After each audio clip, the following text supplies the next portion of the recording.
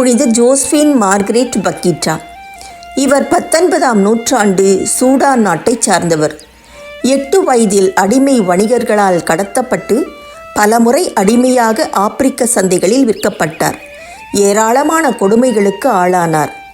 நல்மணம் கொண்ட ஒரு இத்தாலியரால் மீட்கப்பட்டு இத்தாலி நாட்டுக்கு அழைத்துச் செல்லப்பட்டார். அங்கு கிறிஸ்தவ மதத்தை தழுவி கனூஷியன் சகோதரிகள் துறவற சபையில் இணைந்தார். அன்பு, அமைதி, மென்மை நிறைந்த குணத்துடன் இவர் ஆற்றிய அன்பு பணிகளை அனுபவித்தவர்கள் இவரை கருப்பு அன்னை என்று அன்போடு அழைத்தார்கள்.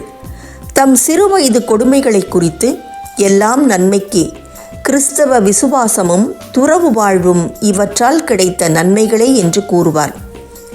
சிறுவயது கொடுமைகளை எண்ணி எண்ணி சிந்தனை மழுங்காமல் சிறகடித்து பறந்து சிகரம் அடைய சீற்றம் கொள்வோம், மாற்றம் காண்போம்.